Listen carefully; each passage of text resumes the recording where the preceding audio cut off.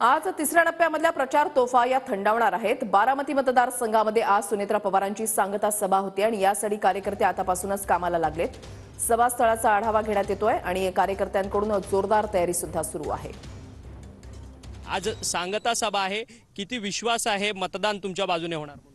पूर्ण विश्वास आहे, कारण की आजची सभा आमची प्रचंड मोठी होईल। कारण की बारामतीमध्ये भावना नाही चालत, बारामतीमध्ये विकास चालतो। अजितदादांनी बारामती उभी केली। बारामती आज संपूर्ण देशामध्ये एक विकासाचं मॉडेल म्हणून पुढे आलेले आहे। वहिनी साहेब लाखाच्या फरकाने निवडून येतील। संध्याकाळी 6 वाजेपर्यंतच प्रत्येक उमेदवाराला प्रचार करण्याची मुभा आहे। त्यात सांगता सभा होते। सांगता सभा यशस्वी कशा पद्धतीने होईल तुम्हाला काय वाटतं?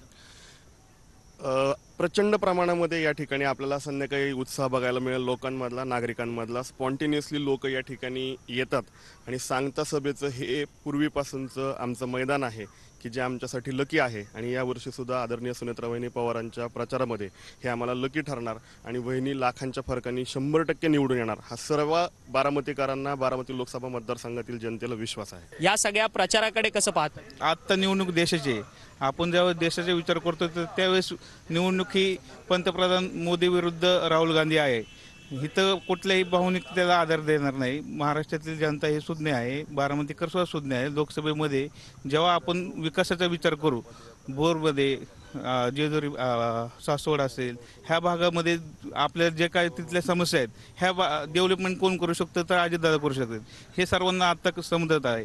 त्यामुळं जनता ही पूर्ण अजितदादांच्या आणि सुनेत्रा वहिनींच्या पाठीशी उभे राहील। जर्नलिस्ट रोशन गायकवाडसह अक्षय मंकणी, TV9 मराठी, बारामती।